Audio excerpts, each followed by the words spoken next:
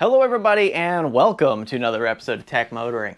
On today's episode we're going to be taking a look at this product here. This is the EVgoer Level 1 EVSE for your Tesla vehicle. So we're going to dive in today, take a look at what we get in the box, put it through a test and see how well it does, and then we'll see if this is the proper Level 1 EVSE for your Tesla vehicle. So make sure you hit that subscribe button, stay tuned, we're going to be right back at you.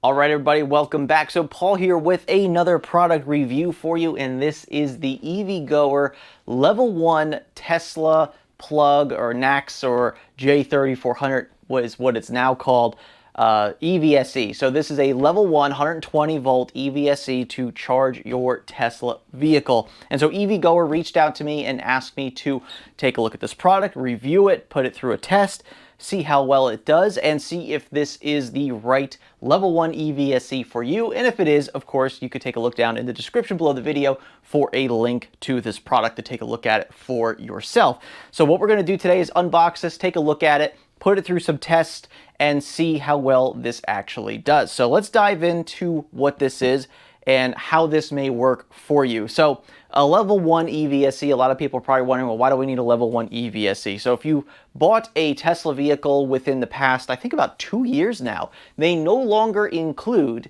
the mobile charger with the Tesla vehicle. So you have to buy that separately, which I think comes out to be like $250 or so, I think, for the extra EVSE. And so you can buy that directly from Tesla, which is a very high quality branded EVSE, but you can also reach out to third-party companies that sell these products. So what we're going to do is we're going to dive in, take a look at this product today, and see how well it actually is. And so this is the EVgoer. Now it does say that this is a 15 amp charger, or EVSE. You'll hear me use those two terms interchangeably through this video. So this is 15 amps. Now in the States here, we have the NEMA 515 plug, which is what this has, and that is a 15 amp breaker on those NEMA 515 plugs. It's what we have pretty much in all households throughout the United States. Now we also have NEMA 520 outlets, which are more commercially used, which are a little thicker gauge wire, a 20 amp breaker, and that gives you a little bit more flow through that circuit. And usually with a 20 amp breaker, you can usually charge vehicles at up to 16 amps. However, with a NEMA 515, you're really not supposed to exceed 12 amps on that circuit. So it's what they call the 80% rule, or there's sometimes different terminologies to it. But basically what it means is that you should not exceed 80% of a circuit's rating for more than, I think the number's 3 hours if I'm not mistaken. Sometimes these rules change, but exceeding 80%. So if, let's say, you plug a Tesla vehicle into a 120 volt outlet, that's a 15 amp breaker, you should not be exceeding 12 amps for more than 3 hours. Now this is rated at 15 amps, which can be a little concerning. So what we're going to do is we're actually going to see what they mean by 15 amps. Can you actually put the charger up to 15 amps, or are they just using terminology that means this is to be used on a 15 amp breaker? We don't know yet. We're going to dive in and we're going to take a look and see exactly what they mean by that 15 amps. But anyway, let's dive into the box. The box, as you can see, is pretty straightforward. It has their name, EVgoer. At the top in the corner here, it says the 15 amp max NACS charger, and it just has their slogan here, anywhere you go, on the front of the box here. Other than that, this box is pretty much empty. There's really not much else on the box. Pretty much a very simple box. So let's dive into the box, see what we get in the box. And this is what we get in the box here, which is the the carrying case with the included handle for the EVgoer Level 1 EVSE. So this has their logo right there on the front of it. And so what we're going to do is we're just going to open up this case real quick with a zipper, like so. And here we have the EVgoer Level 1 EVSE. And so this is a pretty decent looking charging equipment here, EVSE. And so what we have here is the charging unit right here. Now keep in mind that technically the charger is in the vehicle, which is why these are called EVSEs, electric vehicle supply equipment. So these supply the electricity to the vehicle, and then the vehicle actually has the charger that actually charges the battery. So that's why I use the term charger and EVSE interchangeably, but typically these are supposed to be referred to as EVSE. But a lot of people just know these as chargers, so we'll use that term throughout the video regardless. So this is the charging unit here, which is a pretty small, pretty light. Once again, this is only 120 volt capable unit, so you're not really going to be pushing that much through it. So this is the J3400 handle here. Looks very similar to the Tesla one. In fact, let's go ahead and just do a side-by-side real quick. So you can see that these are the two side-by-side, and just really quick, I can pretty much tell you that they are nearly identical. The EVgoer even has a button here that is pretty loud. I mean, obviously it has a really good click. I'll put it up to the microphone. So compared to the Tesla one.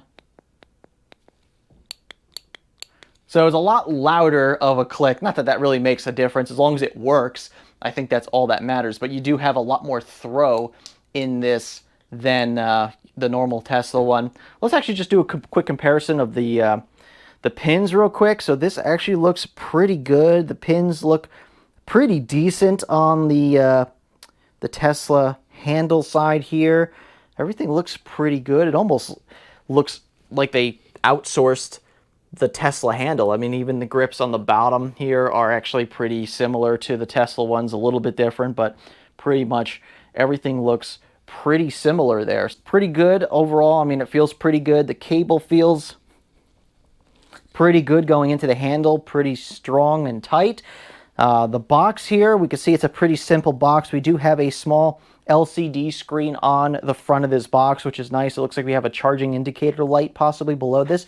And there is this looks like it's not a physical button, but it looks like it's a touch sensitive button here. So yeah, we'll have to see what the purpose of that button is in a little bit. So let's just take a look at the back of this real quick, since it's got some of the product specifications on it. So it looks like it has an input voltage of 110 to 250 volts. So it looks like this physical box is capable of over 240 volts. So I mean, I guess theoretically this could do level 2 charging, but you know, this is built as a level 120 volt system. So the rated current is 15 amps. So once again, we'll verify that when we plug the EVSE in and see exactly what that means by 15 amp.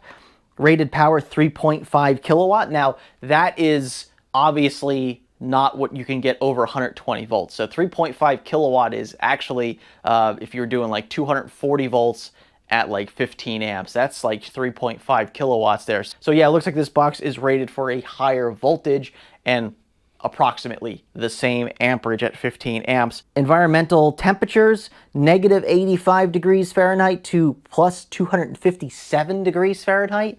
That is a very long range. And it says the cable is good from negative 40 to 185 degrees Fahrenheit. The operating temperature is 14 degrees Fahrenheit to 176 degrees Fahrenheit. So obviously, I think that could be a little low. So 14 degrees is probably fine in most areas as long as you're charging in the garage. If you're charging outside overnight, I suppose it could get below 14 degrees Fahrenheit. So that might be something you might want to look into. Is I probably wouldn't recommend using this as an outdoor charger necessarily, maybe temporarily, or maybe if you're in a pinch and you just need to charge the car up. If it's super cold outside, maybe not ideal to be using this charger. Or if you could, maybe sneak this box on the inside of a garage or something where it's going to stay a little bit warmer than 14 degrees Fahrenheit. And that's up to 176 degrees Fahrenheit. So once again, unless you're out in the middle of the desert and it's scorching heat and it's in the sun and it's, you know, baking this, I don't think you're really going to hit those temperatures. It could be very different depending on where you live and the temperatures that you may see in that environment. A humidity rating as well, you know, 104 degrees at 98%. So that's pretty humid. And it looks like we have a protection level. So this claims to be an IP54 when it's working and an IP66 when it's not working. Now, I don't exactly understand what the difference is between the unit working and not working, and why you would get a different IP rating because of that. This is the first time I've actually seen that on charging equipment or even adapters where, you know, you have a different IP rating. So I'm assuming, based on this, that I'm going to go with that this has an IP54 rating. I'm not even going to assume that the IP66 is even viable at this point. So this is probably an IP54 rated. So once again, I probably wouldn't consider using this outside, or at least not outside in bad weather, whether it be raining or just, you know, if it's, I don't know, dusty outside or something like that. I probably wouldn't rely on using this charger too much in an outdoor environment as much as I would in the safety of your garage. So just keep that in mind, that, you know, if you're going to use this and you happen to be outside, maybe try to put this physical charging box in some place that's a little bit more protected than, you know, outside where it's exposed to all the elements itself. This stuff on this side should be all perfectly watertight as well. And it looks like at the bottom here we have a CE label certification, an FCC label, and ROHS, which is good to see. I don't know exactly what that covers as far as this EVSE goes. It could be a very limited. Does that include this box? Does it include the entire kit? Does it only include the cable? I believe the cable does say that it's UL listed. Yeah, so the cable is UL listed, so we know that this cable is probably certified by UL, but we don't necessarily know if the rest of this stuff is as well. But it does say that here on the box, CEFCC and ROHS. Last but not least, we just want to go over the plug real quick. So this is the NEMA 515 plug, as we mentioned before. Now, I'm going to tell you right off the bat, my biggest problem with this plug immediately is the fact that it is a straight plug and not a 90-degree plug. I really like to see 90-degree plugs on EVSEs. It keeps it closer to the wall, makes it a little cleaner. And obviously with that, you know, you have a less of chance of, you know, somebody walking by it, bumping into it, bending the pins here from being in the outlet if you walk by this, you know, because by the time this is plugged into the wall, you know, you're sticking out of the wall probably a good, you know, 3 inches or so. So I usually like to see 90-degree ends. On top of that, this plug itself is very thick, like really, really thick.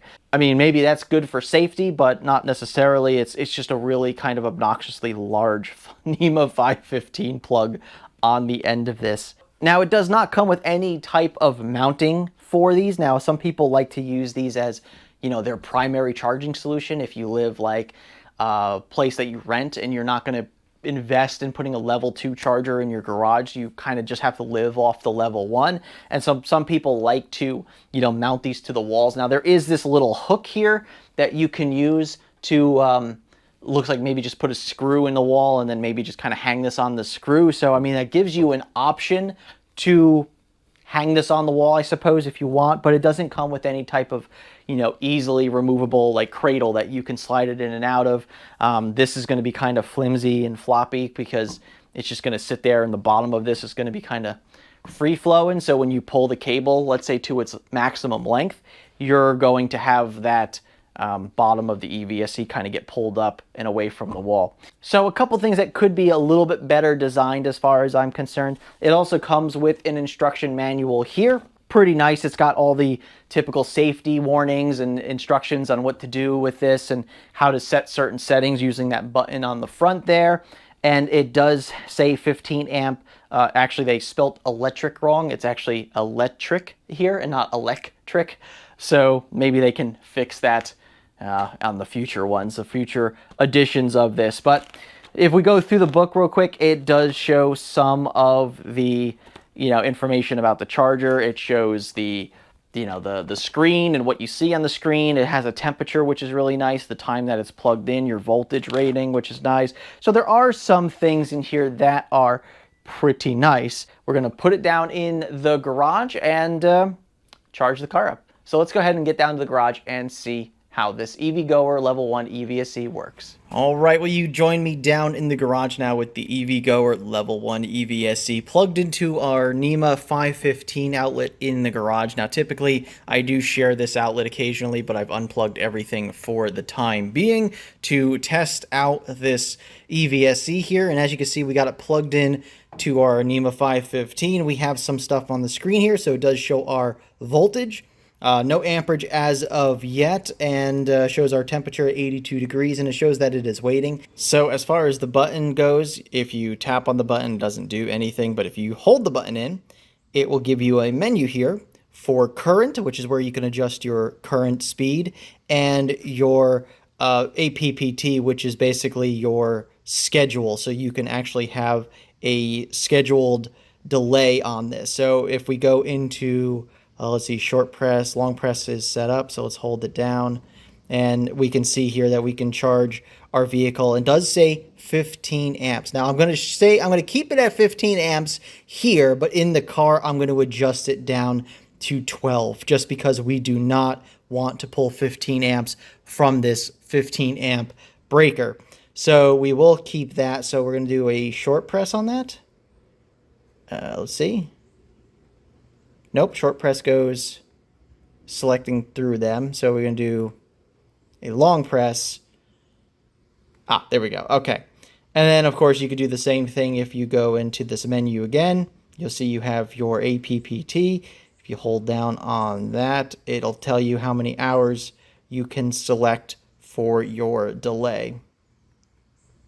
And it goes all the way up to 12 hours that you can choose here. And then it'll go back to 0 if you don't want to have any.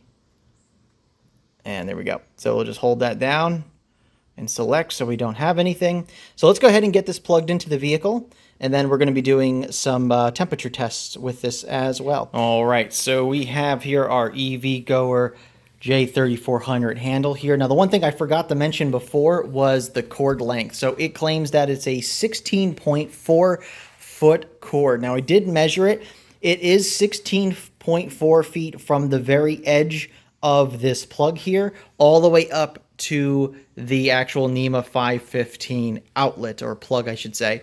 It's about 14 feet to the box, and then you get about 2 feet from there to the cable. So you're looking roughly 14 feet from the very ends of this. So just so everybody has an accurate idea of exactly how that's representative, 16.4 feet is basically the entire length from tip to tip. So we have our Tesla Model 3 Performance here that we're going to be plugging into. So let's go ahead and hit this button and see how the vehicle reacts. So we're going to hit it, see if the car wakes up, because the car probably went to sleep while I was sitting here. And a little bit of a cracking snap from this plastic because it's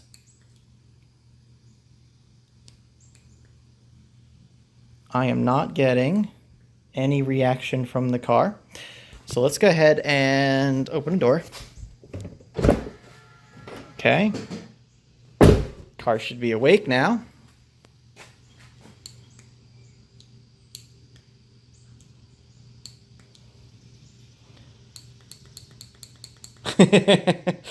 I don't see this working. That is interesting. Let me try something else. All right, so here I have a my level 2 universal wall connector that obviously is the Tesla brand. So we're going to push the button here. Yeah, so we can see right away that the Tesla branded one opened up this door perfectly fine. So perhaps the button on the EVgoer actually does not work, which would be really interesting. Let's go ahead and reset this. Okay, I hate doing that, but and let's push the button. Try it from different angles, I guess. I'm not really sure, but as you can see, I'm definitely hitting the button here. I could try other places, but no, this does not seem to be working. So it doesn't look like this button functions on the vehicle. All right, well, that's one thing. That might be a little weird, but let's go ahead and plug this in and see how it does. All right, so I already heard the unit click. Let's see what it shows here. So it says that it is charging. We have a time, we have an amperage. Now, I don't want to see that go too high. Now I think I lowered it in the car a little bit just so this didn't ramp up to 15. But we can see here that we have a green blinking light, so we are charging the vehicle. So let's jump in the car and take a look at what we're getting on the screen here.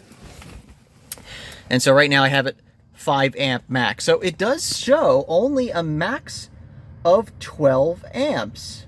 That is interesting. So let's bump this up to 12 amps. Okay, so we are only seeing 12 amps from our EVSE here. So that is very interesting. All right, and we can see our statistics over here. We could see that we were charging at about 1 kilowatt, which is pretty much correct at 12 amps, 115, 116 volts, making it to the vehicle itself. And it shows about another 5 hours before we get to 60%. So we're just gonna let this charge for probably about 4 or 5 hours, honestly, just to kind of let it do its thing. And we'll see, we'll go from there. We're gonna take some temperatures as well. But let's take a look at this real quick and see what it shows here. So this is showing that it is pulling about 11 amps from this unit. And I do wanna go into the menu one more time. And current, so we have to hold, I think. Yep, and it is selected for 15 amps.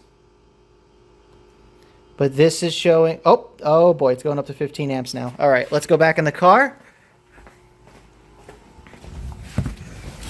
And yeah, it does show 15 amps. So we're not going to do 15 amps. Once again, we don't want to overload that socket. So it will do 15 amps through that. Wow, very interesting. So we're going to leave it at 12 amps because that is the maximum that we should put onto that circuit and kind of go from there. So that was a little weird that it showed 12 amps max in the beginning, but then I went in, reselected it, and boom, went right to 15 amps. And let's see what it's showing now on the EVSE. Yep, back to 11 amps. So interesting. As we can see, we have our charging light here, very similar to like the Tesla wall connectors. Kind of gives you the same vibe there.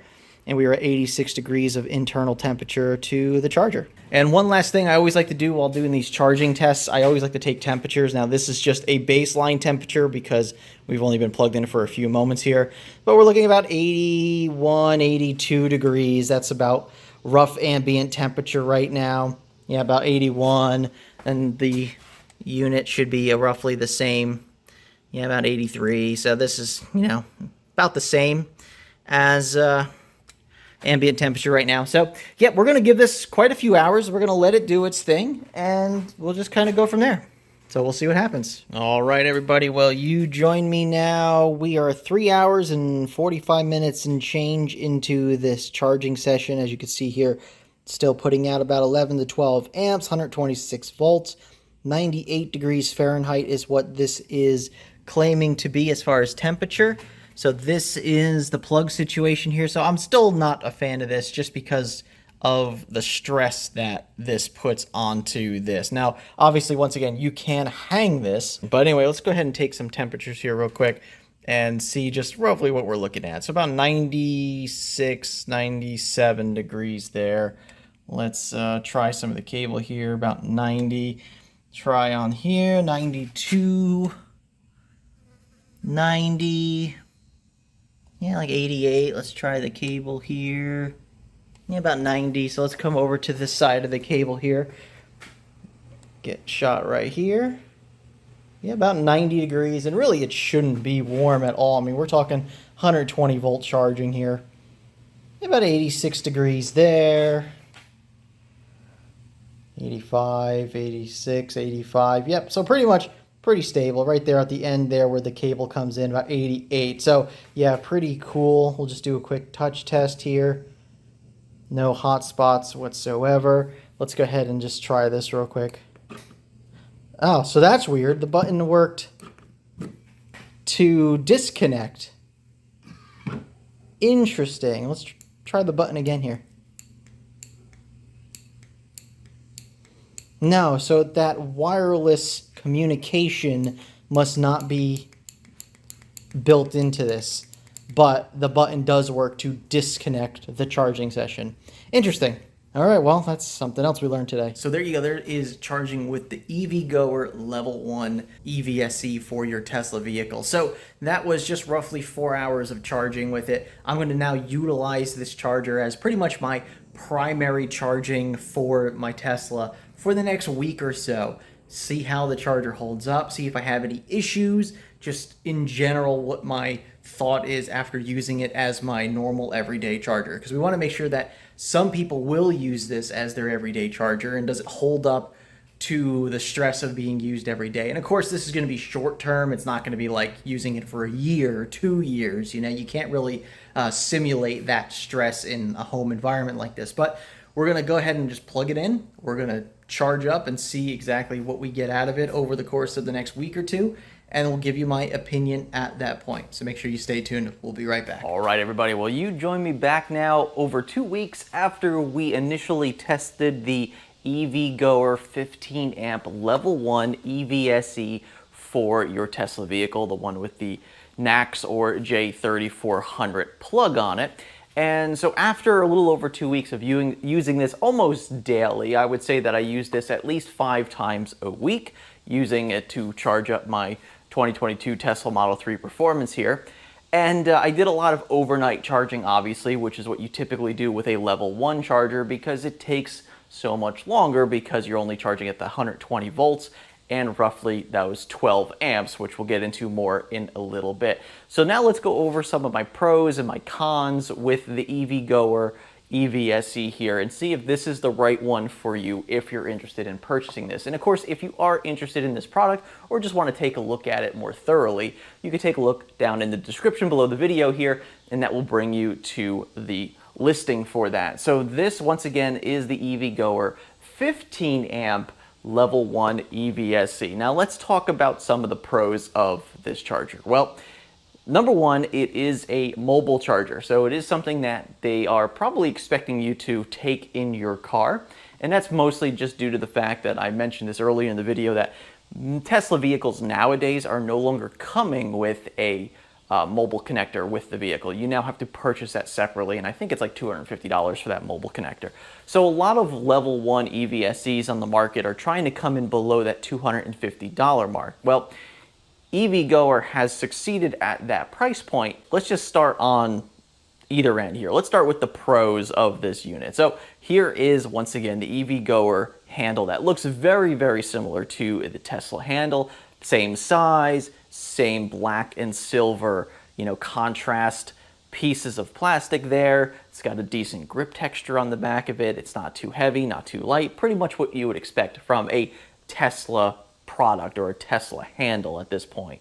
The pins seem to be pretty good after using it for multiple weeks. I don't see any issues with the pins. I did not have any issues charging the vehicle, and everything seems to be pretty good there. Now, the nice thing about this mobile charger, because once again, it is designed to be a mobile charger, so something you might set up in your garage permanently if you happen to rent your property and you're not going to invest in a level 2 charger until, let's say, you buy a place or whatever your case may be. So this is a nice little temporary solution for you to use in some sort of fashion. Of course, if you travel with your vehicle and you go to, a friend's house or a family's house, you want to charge there. Once again, here's a pretty decent product that does that because it's just a mobile charger. It's designed to go with you in the vehicle. And of course, it does come with the travel bag as well, which is a nice touch for the EVgoer. Now, some people will use this as their permanent solution, and some people will just mount this in their garage and use it as their everyday solution. And when they do take a trip, they might throw it in the bag, pack it all up, and bring it with them on a road trip. So this could be the one charger that you use 100% of the time. And so a couple of the issues I see with that is it doesn't really give you an easy way to mount this to a wall. Now, it does give you that little hole back here for you to mount. Maybe you put a screw into a wall and you can hang it on that screw. The problem is it doesn't do anything with the bottom of the unit here. So this is going to flop away from the wall whenever you're pulling on the 16 and change foot cable here. And so that could be a little bit of an annoyance when you're using this as your permanent solution. It might just get banged around your wall. It could scuff up your wall, whatever the case may be. So that is one of the things that I'm not crazy about. They could have designed some sort of like cradle that this sits in. Whatever, the case is, this is how they give it to you, and that is the only solution to mounting it to the wall. Now, I do highly recommend at least putting a screw in and having that hang from a screw, just for one other point, which is cable strain, which is on this roughly 2-foot pigtail here that goes from the actual EVSE box to your 120 volt plug here. So now, once again, this is a NEMA 515 plug. Now, this is rated for only to be used at a maximum of 12 amps for longer than I think it's 3-hour period roughly. So that means that you would want to use this charger at no more than 12 amps. Honestly, I wouldn't use this at 15 amps for any amount of time, because if you have a 15 amp breaker, well, you're now maxing out your circuit for that breaker. And the problem with that is if you have anything else plugged into that outlet, or if there just happens to be the slightest spike of amperage coming from this device, you're gonna pop your breaker just like that. And so that is really my only concern with this, is that you're not supposed to use this on a 15 amp breaker while charging a vehicle. Now, it does go to 15 amps as we saw. Now, if you're really careful about it and you happen to come across a NEMA 520 plug, which means that you have a 20 amp circuit, then I can see you bumping this up to 15 amps to use that. The problem is the plug is not giving the impression that that is what you're supposed to be plugging it into. This is giving you the impression that you can plug it into a NEMA 515, which would have a maximum of 15 amp breaker, which means you're not supposed to charge faster than 12 amps, and that you can pull 15 amps because this will let you do it. So I'm not thrilled with that. So if you're pretty technical and you're pretty smart about knowing what to do and what not to do in specific situations, then this might be perfectly fine for you. Set this down to 12 amps like I did, run it at 12 amps, don't run it at 15 amps, and you'll probably be perfectly fine at that point. The other thing I do want to talk about is the plug itself. Now, I do not like these straight plugs when it comes to when you plug it into the wall and then it comes out straight, and then you have to do this weird bend here with the plug. Now, this puts a lot of strain on this, which is once again why I bring back the make sure you have a screw in the wall to hang this from, to give this just a little bit of slack, because that's going to take away some of that cable strain up here on the plug. If you let it hang like this, it's going to consistently put strain on that plug. One reason why I really like the 90-degree ends that you can see on these EVSE is because if you get that 90-degree end, well, it automatically keeps the wire vertical from the plug down straight. A lot easier to handle the cable. It's not sticking out of the wall a few inches like this one. And so it gives you a little bit easier, in my opinion, it gives you a little bit easier charging session, if you will. So just something I thought about was just, I would really like to see a 90-degree end on the plug and not the straight end like this. Last but not least, let's go over the actual handle itself. So the handle was pretty nice, as I mentioned before. However, during charging sessions, I noticed that this button here would not open the Tesla door. Now, I showed you that I tried it multiple times. I also tried it multiple times during my time using the EVgoer. So every time I went to go charge the car, I would walk up to the car, hit the button, and the door would not open. So obviously, this button is not designed to have that wireless communication, the wireless signal to tell the car, hey, there's a charger that's trying to plug in, go ahead and open the door. It does not have that functionality built into this handle, unfortunately, so you do have to do the manual press the door, get the door to open, and then you can use the handle just to plug it in, and it works. Now, the button does work for disconnecting the communication, so if you want to stop charging your vehicle, you can just do so by clicking the button. It will stop the charge, you can unplug the handle, holster it, and go about your day. So at least that functionality works with the button, but that whole wireless communication thing does not work with this unit. So if that's kind of a make it or break it kind of situation for you, if that's a must-have, then this one unfortunately does not have that feature. So overall, what can I say? Well, I think EVgoer has some improvements to make on their products. I like to see that 90-degree plug, maybe get this button working here, and maybe make a charger that is a little bit more code friendly, electrical code friendly, because we really want to make sure that people aren't going to have a poor experience not only charging their vehicle, but also with the product here. And of course, if you plug in this charger to your 15 amp circuit and you pull a full 15 amps, there's a very good chance you're just going to end up popping your breaker all the time, and you're going to wonder why this product is so bad. And it might not necessarily be that the product is bad, it's just that it was not designed with maybe the proper codes in mind. So once again, if you're gonna buy this product, if you're gonna use this product, highly recommend turn it down to 12 amps on the box itself, and then from the car you can adjust it down from 12 amps if you'd like to, or whatever the case may be. But I highly recommend just set the charger for 12 amps and leave it there. And that's probably the best thing I can recommend. But other than that, that is the EVgoer Level 1 EVSE, capable of 15 amps, but I, once again, hesitate to recommend doing that with this charger. Keep it at 12 amps. And once again, if you're interested in this product, make sure you take a look down in the description below. We'll have a link right there to this product. Anyway, I'd like to thank you very much for watching, and I'd like to thank EVgoer once again for sending out this product for review. And we will see you on the next episode. And remember, welcome to the future, and welcome to Tech Motoring. And we'll see you soon.